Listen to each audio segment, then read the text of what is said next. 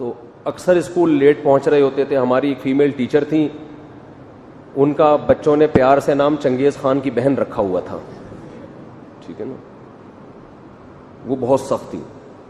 ہم بھی ڈھیٹ, گھر سے ٹائم پہ نکلے, پھر درمیان میں گولے گنڈے کھاتے ہوئے ادھر ادھر سے, اسکول بھی بہت دور تھا, بستے میں اتنی کتابیں لٹکا کے جا رہے ہوتے تھے, تو لیٹ پہنچتے تھے تو وہ ڈنڈا لے کے کھڑی ہوتی تھی, ایک ادھر کھا جائے, ایک ادھر کھایا, ایک یوں کھایا, یوں کھایا, چلو جی. ہم نے کہا چلو 10 منٹ لیٹ میں اگر 4 ڈنڈے مل جائیں کوئی اتنا بڑا مسئلہ نہیں, بیٹھ جاتے تھے.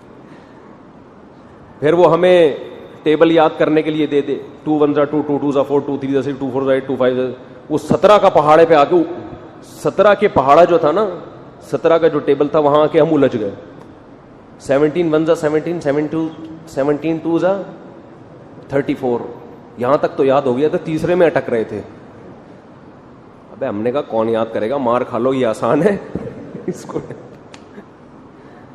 تو اس پہ ہمیں یاد ہے 5ویں کلاس میں ہم سب بچوں کو کھڑا کر کے, ہماری انگلیوں کے درمیان ہماری فیمیل ٹیچر تھیں, میں ان سے ملنے گیا. اب 5ویں کلاس, 4تھی کلاس تھی, 5ویں میں ٹیچر تھیں فیمیل, انہوں نے ایسے انگلیوں کے درمیان پینسل رکھ کے ہمیں یوں دبایا ہے, بہت تکلیف ہوئی, ہم چیخ رہے ہیں. پھر مجھے یاد ہے 200 بیٹھ کے کان پکڑ کے اٹھک بیٹھک, اس کی وجہ سے اللہ کا شکر ہے آج تک 28 صحیح کام کر رہے ہیں. 200 بیٹھ کے. لیکن ہمیں ان ٹیچر کے بارے میں ذرا بھی بال نہیں ہے. ماں باپ نے بھی سکھایا تھا بھائی ٹیچر تو فیمیل ٹیچر ہے, ماں کی طرح ہے, میل ہے باپ کی طرح ہے. تو وہ 4تھی کلاس میں جن ٹیچر سے ہم پٹے تھے, مجھے بہت یاد آتی تھی کہ یار کبھی ان سے ملنے جانا چاہیے. اب تو وہ تو ظاہر ہے ہم 4تھی کلاس 5ویں میں, وہ 4تھی میں نکل گئی تھی, ہم 5ویں میں نکل کے کہیں چلے گئے, دوسرے اسکول میں آ گئے. اس کے بعد سے ان سے کوئی لنک پتہ نہیں کہاں. اب جب میں مشہور ہو گیا تو مجھے خیال آیا شاید وہ بھی ہمارے بیان سنتی ہوں, شاید وہ بھی ہمارا بیان سنتی ہوں کہ بھائی یہ بچہ تھا جو ہم سے اتنا پٹا تھا. تو مجھے ایک دم خیال آیا, تو میں نے انکوائری کی, ان کے گھر تک پہنچا, ان کے جہاں وہ ان کے بھائی رہتے تھے. ان کے بھائی سے کہا کہ آپ کی جو سسٹر تھیں ان سے ہم نے 1 سے 4 تک پڑھا ہے اور پٹے بھی ہیں الحمدللہ, اور بڑے شوق سے پڑھایا انہوں نے. تو وہ کہاں ہیں؟ انہوں نے بتایا کہ جی وہ تو ادھر کہیں رہتی ہیں کہیں. انہوں نے لوکیشن, میں نے کہا ذرا ان کو نمبر دیں, میں ان سے بات کرنا چاہتا ہوں. ان کو میں نے فون کیا, میں نے کہا آپ مجھے پہچانتی ہیں؟ انہوں نے کہا آپ طارق مسعود بات کر رہے ہو. سبحان اللہ, کتنے سال ہو گئے, میرا خیال ہے یہ 1980 کی بات کر رہا ہوں میں, 1980 کے بعد سے لے کے 2021, کتنے سال ہو گئے؟ ابے 41 نہیں ہو گئے, ہاں 40 سال بعد رابطہ ہو رہا ہے. یہ زیادہ نہیں ہو گئی, سوری 35 سال بعد, 1984 یا 85, 35 سال کے بعد میں نے کہا یار رابطہ کرتے ہیں. تو انہوں نے بتایا کہ طارق مسعود بات کر رہے ہو. میں نے کہا جی. انہوں نے بتایا کہ ہم تو آپ کے بیان سن رہے ہیں, مجھے تو تھا ہی نہیں کہ یہ وہی بچہ ہے جو پٹتا تھا ہم سے. کہہ رہے ہیں میں تو آپ کے اتنے بیانات سنے اور بڑے زبردست.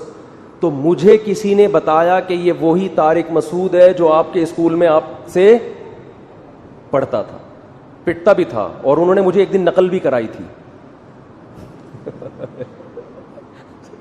کیونکہ وہ ٹیچر میرا خیال بہت کرتی تھی. مجھے یاد ہے میں ایک امتحان میں پھنس گیا تھا, انہوں نے آ کے بتایا دیٹ لکھ دو, دیٹ.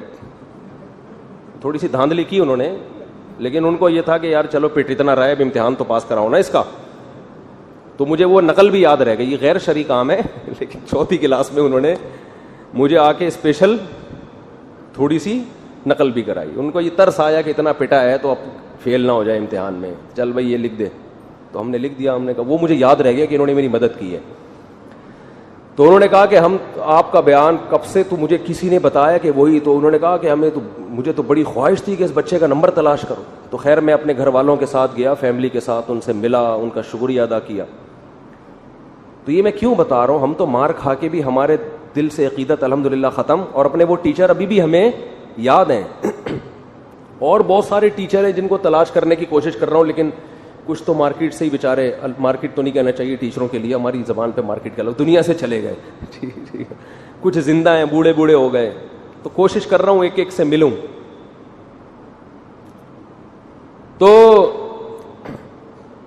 لیکن آپ یہ دیکھو ہمارے ہاں جو ابھی جو کلچر معاشرے میں جس کلچر کو پروموٹ کر رہے ہیں نا, ماں باپ بچے سے پوچھتے ہیں بیٹا ٹیچر نے سختی تو نہیں کی, تو آپ اپنے بچے کو استاذ کے خلاف کیا بنا رہے ہو, باغی بنا رہے ہو. بچے کو تو یہ کہو, یہ سکھاؤ, جیسے میں ہمارے ایک استاذ ہیں, انہوں نے اپنا واقعہ سنایا کہ میرے بیٹے نے گھر میں آ کے والدہ سے شکایت کی کہ مجھے قاری صاحب نے ڈانٹا ہے بہت زور سے, مجھے قاری صاحب نے بہت زور سے ڈانٹا ہے, یہ پتہ نہیں تھپڑ مارا ہے کیا کیا ہے. تو بچے کی والدہ نے کہا ٹھیک ہے ابو آئیں گے تو ان کو بتاؤں گی میں, وہ قاری صاحب کی کلاس لیں گے.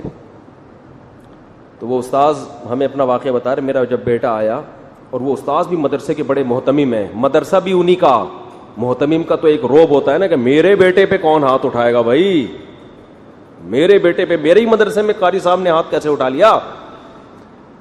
تو کہتے ہیں میں نے اس کو بچے کو بلا کے پوچھا کیا مسئلہ, انہوں نے کہا وہ قاری صاحب نے تھپڑ مارا ہے, پتہ نہیں ڈانٹا ہے. تو میں نے کہا آج تو تم نے اپنے استاذ کی شکایت لگائی, اس کے بعد دوبارہ اگر لگائی نا تو قاری صاحب نے جتنا ایک مارا ہوگا تو 4 میری طرف سے پڑیں گے. ٹھیک ہے نا. میں یہ نہیں کہہ رہا کہ اپنے بچوں کو اور قاری صاحب کو یا ٹیچر کو آزاد چھوڑ دیں, وہ ہڈیاں توڑیں, وہ جو یہ نہیں ہے, یہ تو زیادتی ہے نا. بے تحاشا مار پیٹ سے بچہ بگڑتا ہے اور یہ ظلم بھی ہے بچے کے اوپر.